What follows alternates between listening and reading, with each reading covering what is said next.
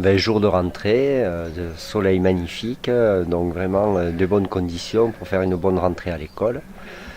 Ici à l'école Prévert, nous allons accueillir quelques nouveaux arrivants, des tout petits, des moyens et des grandes sections, puisque c'est une école maternelle. Et bon, on pense que ça va bien se passer, ça ne peut que bien se passer. Au niveau des effectifs, bon, on a des effectifs corrects, donc de quoi accueillir les enfants dans de très bonnes conditions. Non, aucun changement par rapport à la dernière rentrée. Non, je ne vois pas de changement, si ce n'est évidemment le retour de la semaine à 4 jours, donc avec la disparition du mercredi matin. Mais sinon, tout reste en place à l'identique. Alors le grand changement cette année, c'est qu'on repasse à 4 jours.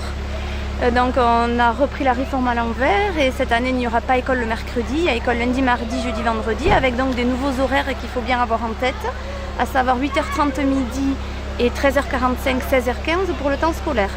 À côté de ça, par contre, même si la réforme a été annulée entre guillemets, nous on maintient pour le soir des activités périscolaires avec un taux d'encadrement identique à l'année dernière. Donc tous les enfants se verront proposer des activités mais de façon plus souple, avec une liberté de ne rien faire entre guillemets pour les enfants qui passent trop de temps en garderie, qui sont fatigués, qui ont ce besoin, et aussi la possibilité aux parents de venir chercher les enfants quand ils le souhaitent, quelle que soit leur heure d'arrivée à l'école.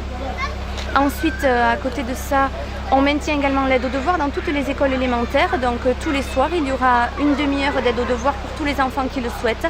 Donc ça, c'est maintenu par la municipalité.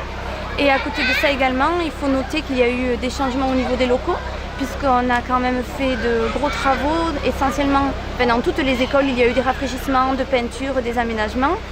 Et dans 2 écoles, il y a eu de gros travaux de menuiserie, à savoir à l'école Pondeil en fin d'année dernière. On a refait donc toutes les menuiseries de l'école, on a repeint la façade, on a refait de l'isolation.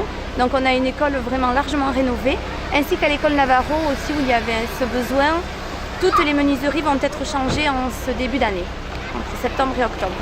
Effectivement, avant la fin de l'année, on a fait un petit tour de toutes les écoles afin de pouvoir répertorier avec les directeurs et les référentes basées sur leurs écoles respectives toute une liste de travaux afin que durant l'été 2018, on puisse intervenir sur toutes les écoles. En termes de travaux, on peut parler de travaux faits en régie, et comme style peinture, un petit peu de menuiserie à l'intérieur, un peu de plomberie. On a refait toutes les peintures au sol à l'extérieur dans toutes les écoles, marelles, des courses à pied, des escargots. Voilà, tout ça à la demande des directeurs. Donc ça, c'était un gros chantier de ce côté-là. Sans parler également de la partie investissement, où on a terminé, là on parle vraiment de grosses œuvres, où on a terminé l'extérieur de l'école Pondeil avec l'isolation extérieure, où on en a eu pour environ 130 000 euros, et qui finit un peu le chantier Pondeil qu'on avait commencé avec les menuiseries et les fenêtres. Tous ces travaux réalisés cet été, entre fonctionnement et investissement, on en a eu pour environ 275 000 euros. Et c'est la première fois qu'on investit autant sur un été pour la réfection des écoles à Oloron.